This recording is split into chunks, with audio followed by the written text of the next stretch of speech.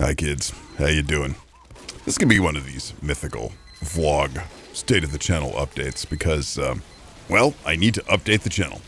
And that is for a host of reasons. The more keen-eyed of you may have noticed that a couple months ago I started a series on the Doublecross Iceberg, and then immediately the channel went dark. And that is because I caught the human malware.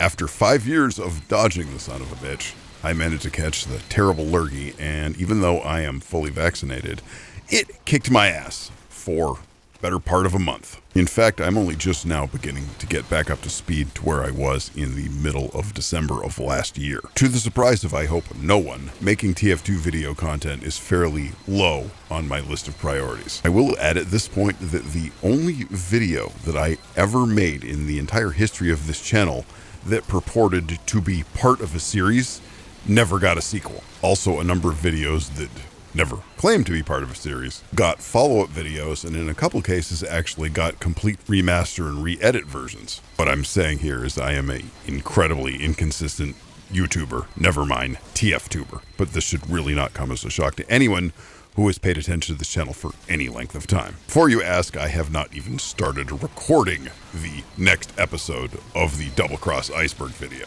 I do have a pretty fleshed out script for the next installment of the video series, but it's a pretty big jump from a text file to a completed video. That leads us to this current moment where, here in scenic New England, the weather is absolutely fucking terrible, and I am tasked with making a new YouTube video. There's also a couple other looming issues here.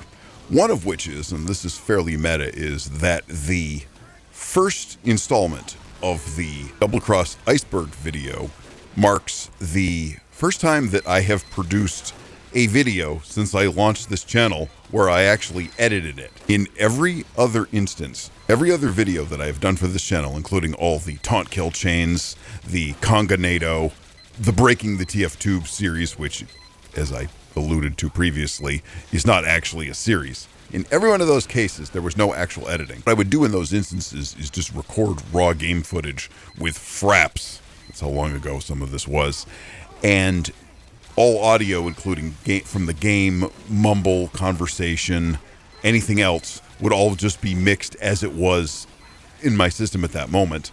Then I would take those clips and glue them together very primitively using a open source, actually I don't think it was open source, but it was a free video combiner app that was frankly a steaming pile of shit, and if I'm not mistaken, tried to install spyware when I first installed it. I actually began the Doublecross epic using that same tried and true and absolutely terrible technique, but very quickly realized that that was completely impossible, because not only did I have to have too many things going at once, recording the game footage, being able to stay on script, being able to have the audio levels the way I want it, it also just meant it was more or less impossible to edit. So to complete the video as I wanted to, I had to get some video editing software and learn how to use it. Fortunately, DaVinci Resolve is not only free, it's also remarkably intuitive and pretty easy to learn. This video is not sponsored by DaVinci Resolve, but it may as well be, if you know what I mean. Other issue here is a certain TF-tuber has put out a extended cut edition of a video that covers the Meet Your Match update for Team Fortress 2 and all the terrible things that have befallen the game in its wake. I'm not going to get into that kerfuffle directly, because if there's one thing I do not have time to do, it is get involved with YouTube drama.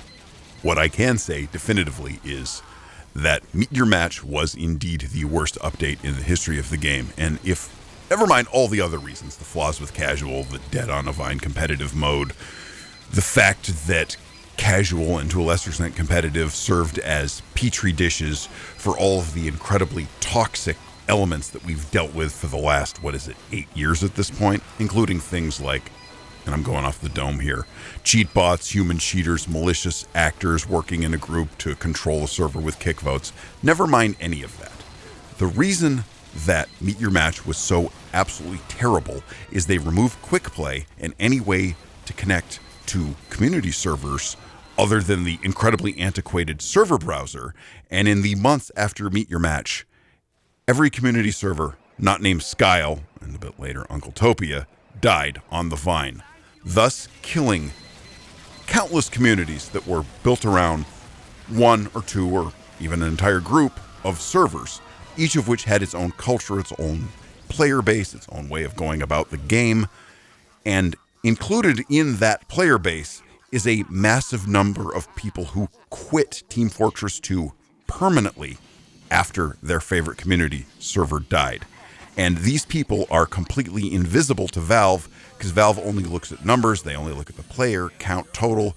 They don't know or care about the people that stop playing, even if they were replaced with newer players who frankly don't stay with the game for that long. I say all of this as a now 11-year veteran of being a TF2 community server operator. Mike Snobs hit its 11th anniversary on January 14th of this year, and sadly, for the first time in a decade, we didn't celebrate the day in any capacity. I think actually the server was completely unpopulated for the entire day. The reason for that was, as I mentioned earlier, because I was deathly ill and completely unable to organize an event around the Mike Snobs anniversary. The reality is the current iteration of Mike Snobs has too small a population to keep the server going for any length of time. We do have a dedicated group of players who organize in our Discord.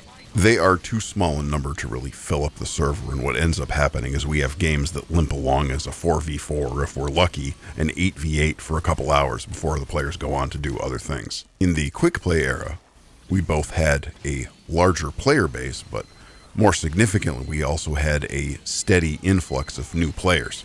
The truth is, all TF2 servers, outside of things like competitive, have a natural churn to them, and there's going to be players that leave, and without new players joining, all games and servers ultimately wither. The server browser, which is the only reliable way to join community servers, is such an ancient artifact. It's based on technology that goes back to the 1990s and shows it. I would hazard a guess at this point that most TF2 players who started the game after Meet Your Match don't even know what the server browser is, seeing as how they never interact with it to play casual. All of this adds up to the fact that Mike Snobs, even though it's the only 24/7 Doublecross server in this hemisphere, brief pause here and a shout out to the fellas in Australia who run a 24/7 Doublecross that, it pains me to say this, is actually more regularly populated than Mike Snobs is, in spite of the fact that we are the only Doublecross server in the Northern Hemisphere. We are dead almost all of the time. So, where does this leave us? What is the future of Team Fortress 2, Mike Snobs Doublecross, the world around us, and this YouTube channel? I don't have answers to all these questions, nor do I claim to. What I can say is I don't expect Valve to do anything amazing with Team Fortress 2 in the future. I don't think Mike Snobs is going to go away unless we get tired of paying for the server, but I also don't think it's going to spring to life and become the way it was in 2014. I'm going to continue to work on the Doublecross Iceberg video series. With that said, don't expect new episodes to drop like the whole thing was sponsored by Netflix. I actually have the script for a video that was made by the same guy who made the original Doublecross Iceberg graphic. The script explains a few things on the iceberg that I could not make sense of, primarily because he uses different terminology for things than what I do. And in addition to that, a lot of things that were in his later episodes I actually covered in my first one. I cannot say when the next episode will be done, but I'm going to go with the staple of real soon now. Related, my radio show, which is at least as near and dear to my heart as anything we have discussed tonight, has been off the air for fully 2 years now, and I truly miss doing that.